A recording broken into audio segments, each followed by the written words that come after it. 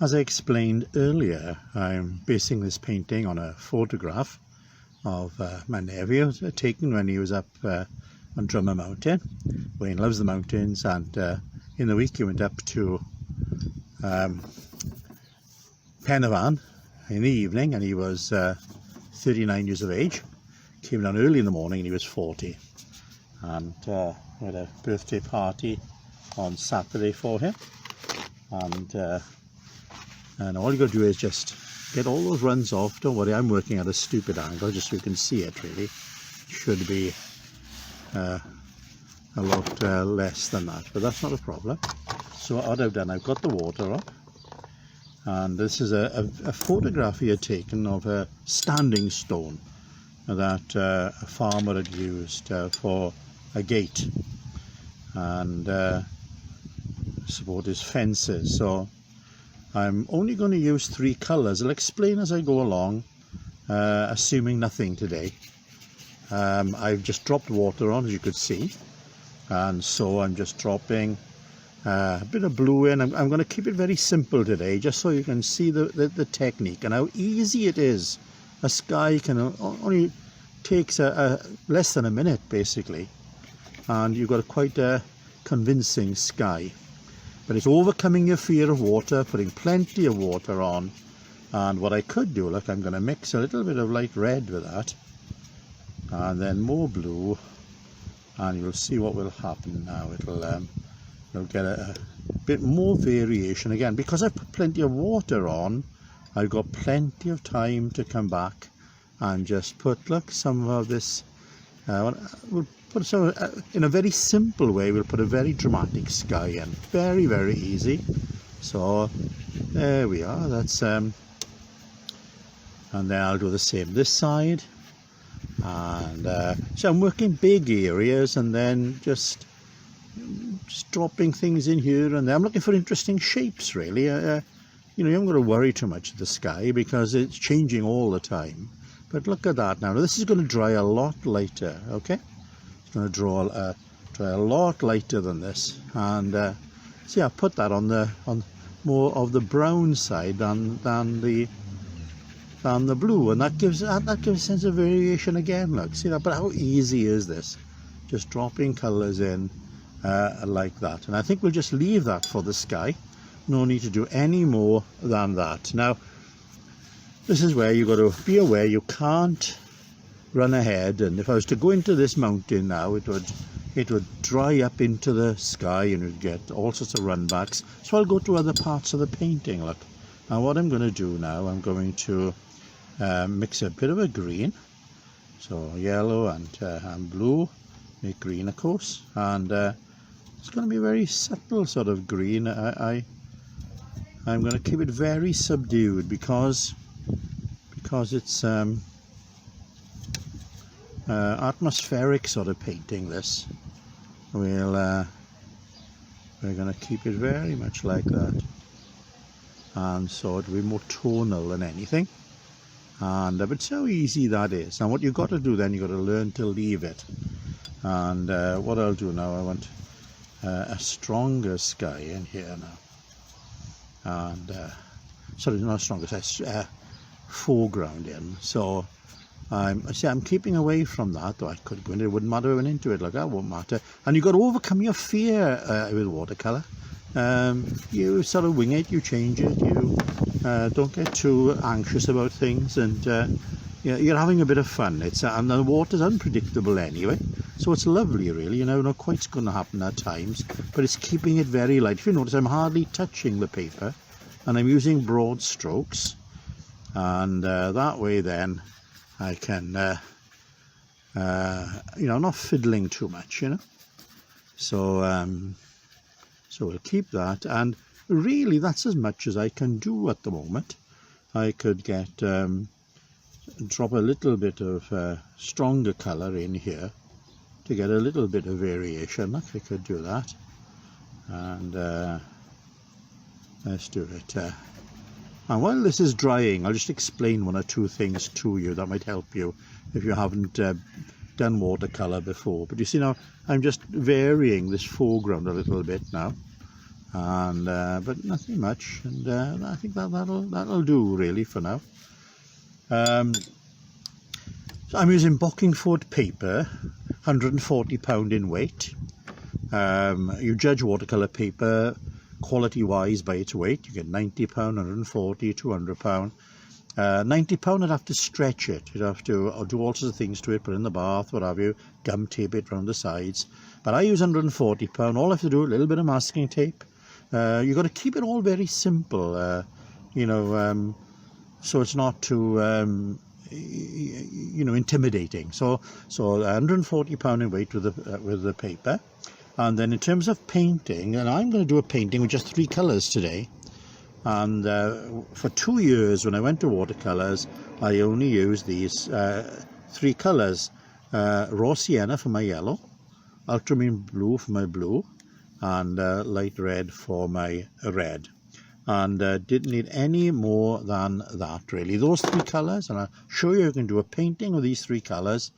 That'll be quite satisfactory really. And what it is, you're getting used to then the water and drying times and that sort of thing. So yep, we better leave that there for now.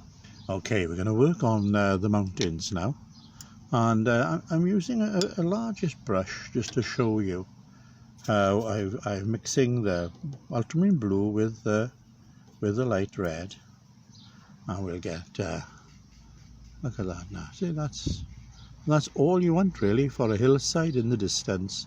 You don't want anything more than that. And so we'll leave that there like that. And what we can do is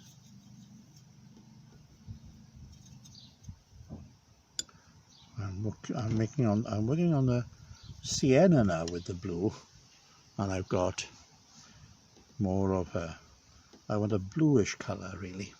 There we go, that's right, and take that in there. And so I'm not really concentrating on dropping colours into this at the moment, because I just want to show you how easy it can be. Now, if I was to leave that, I'd have runbacks where that part would dry before that, and it would act like a sponge and create a big stain. So you just soak it up, take water out of the brush, soak it up, and you know, sometimes you don't know what's happening, and there we go. That's great, look. And what I'm going to do now, I'll work on this hedgerow now before I come back to the standing stone. And so I'm going to work on a nice green here.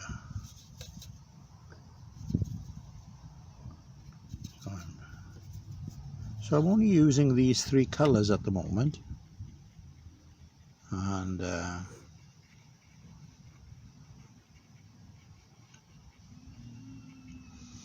now see what I can do. I can just get plain water, and if I get plain water under that, it goes, I get a soft base. See that? I get a really soft base, and I could even put some clear water on the top, so I'm getting a soft edge and a hard edge, so you're getting that bit of interest, you know. And that's really all you've got to learn with watercolour. Hello, you're right. It's just dropping that in like that. Now we do the same over here. So now I've got more sienna here, so it's, you can just see again the difference that will make, look. And if I get some blue, and we just drop that in like that, and we just drop that in. So I'm letting the water mix it basically, and then again, if I get the clear water underneath, and underneath there, wow, how cool is that? And then what I can do, I can come in there with what's called a rigger brush, very fine brush. But this time now, I'm not going to use a lot of water. I'm going to have it very strong paint, so it'll stay more or less where I put it. You watch now, see? So it'll stay dark over there, and it'll give the effect of light then on this side, because the light's going to come through here. So I'm just putting, but you see, it's still wet, and that's the trick. Keep it wet, and then I'm coming in with this and just letting it merge in with that. Again, see, it's, you know, technically you just repeat it really over and over, and there we go. And I'm going to do the same by here now. Just the same by here. You watch this now. So I'm using stronger paint, less water with the paint, and it's staying then where I put it. Can you see the effect of that?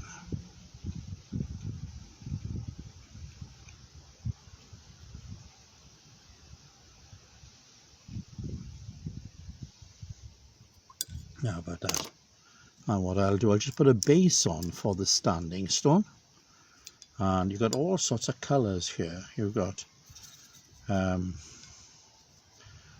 more blues like that, and then you've got mauves as well that will come into there. And then also you're going to have like moss growing on it, so we'll keep that on the top. So what I'm going to do, I'm going to let all these colours bleed into each other, just like that. How about that then? Do you see how simple it is really, when you just take an area at a time? Don't be too ambitious, don't run ahead, just a little bit at a time. And we're almost there, and there we go. That's going to be a darker area down here, and that's an interesting shape, you see. So, and it leaves these little white marks. It's like the light catching it, and we can put a cast shadow, which you would have there across there, and we'll leave it at that. Right, you can see the painting coming now, and what we're going to do, we're going to just drop some blue here where you've got water that's collected at a heavy downpour, which you tend to get, and you get these ruts then. And they're always a lovely way into a painting. They give that bit of interest in the foreground, and just leave it like that. And what I'm going to do now, let me just show you something. We're going to come into this mountain by here now, look. And so I'm coming on top, and what I'm going to do, if I get clean water here, I can bleed it over there, just like that. A bit of a wind that's got up at the moment, so there we are. And so what's happening now, I'm getting some variation in here, which gives it a bit more interest there. And then what I can do is get a hillside up in here. Let's get that's like a bank that's been up here. And this is where you just build on the painting, bit by bit. And what I'll do now, I'll come to look at this standing stone. But before I do, perhaps it's best I work on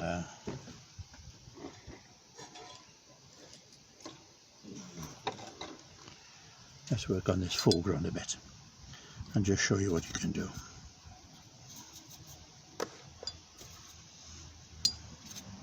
You see, I could do that, and I can sort of flick up like that to get grass. So you get that effect. And then what I can do is get clean water underneath. And how is that? See that now? You've got that variation there. And I can do something similar here, where I can flick up there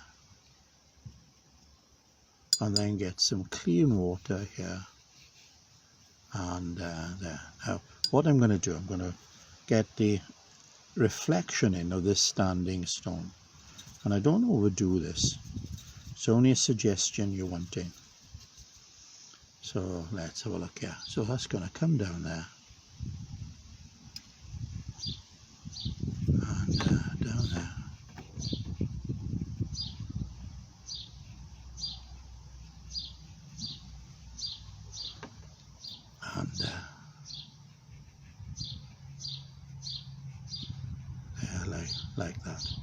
And then what I'll be doing is coming in here to work on get the texture all in the rock here. Right, this is the finished painting, and I've altered it from the photograph. Rather than having straight fencing and a gate, which was quite boring, I've done away with the gate and altered the posts, put some more growth in, and rather than the path coming that way, I've turned the path to come this way to get that reflecting down. So what I've done, I've taken various elements of the photograph, but then made my own painting. My first pastorate as a minister was in Radnorshire, amongst sheep farmers, and got very precious memories of my time there. Typical day would be putting a pair of Wellingtons on, crossing the River Lug behind the house, through a few fields to the yew tree farm, and then from the yew tree farm up through Casco Valley to the rectory farm, and then up to the top of the valley to old Mrs. Price the mill, and then back down through the Casco Valley, call it the Cattra farm. And on one occasion up on the mountain there, coming across Raymond Thomas, who was a farmer of Cattra, and under pressure to get barley in, and I had one tractor, he had another, and we worked together into the dark in the night. And by the time we got down to the farm, his wife had gone to go Gwyneth, and we all had supper there together. I've got very, very precious memories of my time as a minister there. My time there, all too brief. There's a story about a preacher in a farming community who was taken back for lunch, and the farmer said to the preacher, "Oh, after lunch I want you to meet my donkey, because he is a Christian." And the preacher said, "Oh, well, I can't believe that." "Oh yes, according to your sermon, he is most certainly a Christian, because he doesn't smoke, doesn't swear, and he's got a long face." And often people think that is Christianity, really. It's all rules, regulations, it's all about living a life that's restricted, and that couldn't be further from the truth. Christian is somebody who's been forgiven, who has that peace with God, who has this wonderful relationship where he's free from guilt and condemnation, able just to live a life of pleasing God. How wonderful that is. And there's that sense of freedom. Often with Raymond up on the mountains there, I've seen his border collie working by the name of Mary, and how wonderful to see that border collie listening to every command and putting all it has into pleasing its master, in no way restricted, but just living that life of living out what he was really made for and bred for, living out, fulfilling the end of its very being, its existence. And that's what it is. As a Christian, we live a life just to please God and live each day for him to the full. And in terms of painting, it's not a matter of rules and regulations and being restricted and having everything just right. Rather than that, it's intuitively just living out with a sense of freedom, not being too tentative, but rather expressive. And that's the wonder of painting, really, how we can take these elements that might be in a photograph, but we make them our own, and we just give our all to a painting, but taking these elements in no way being restricted.